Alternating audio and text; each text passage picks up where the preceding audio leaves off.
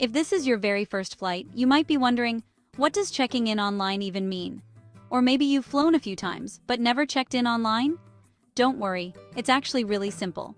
In this video, I'll walk you through every single step of how to check in online, what you'll need, and what to do after, so your travel day goes smoothly and stress-free. But first, welcome to Travel Wisdom. Don't forget to like and subscribe. What part of checking in online confused you the most before this video? And what kind of beginner travel videos would you like to see next? Please tell me in the comments. Now let's get started. So, what is online check-in? Well, online check-in is when you tell the airline, "Yes, I'm coming to my flight." It confirms your spot, lets you pick your seat, and gives you your boarding pass, all before you even get to the airport. You can usually check in online 24 to 48 hours before your flight time. The exact timing depends on your airline, but you'll often get an email reminder when it opens. Doing this early helps you avoid long lines at the airport, pick better seats, and save time and stress on travel day. Next up, what you'll need before you start. Before you check in, make sure you have your booking reference number, which is also called a confirmation code, which is usually a mix of 6 letters or numbers found in your booking email.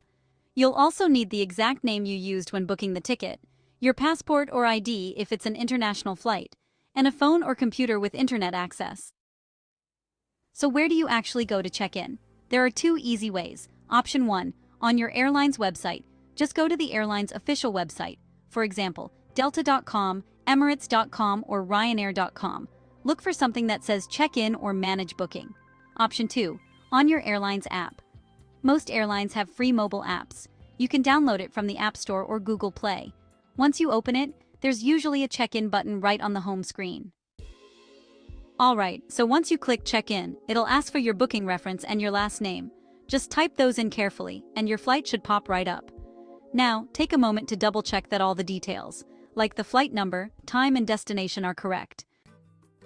For some international flights, you'll need to add or confirm a few details, such as your passport number, date of birth, and your country of residence. Just make sure to fill it in exactly as it appears on your passport. The next step usually lets you select or change your seat.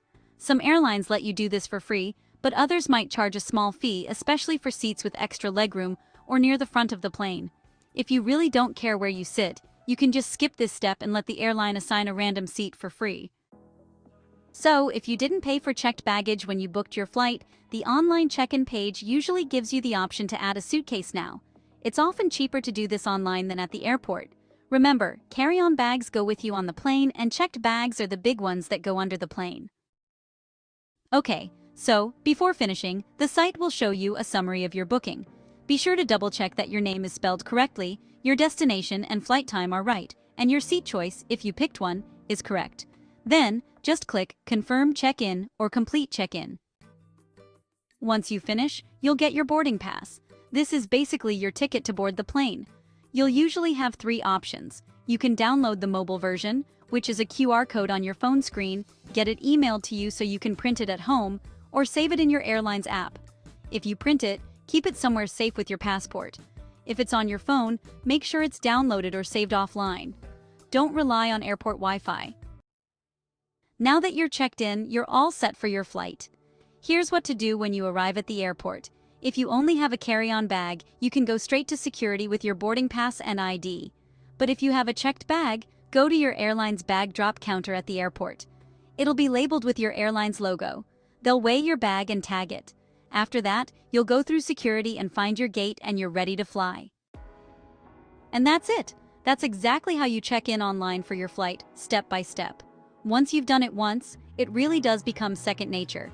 If this helped you feel more confident about checking in online, make sure to hit like and subscribe for more beginner-friendly travel guides.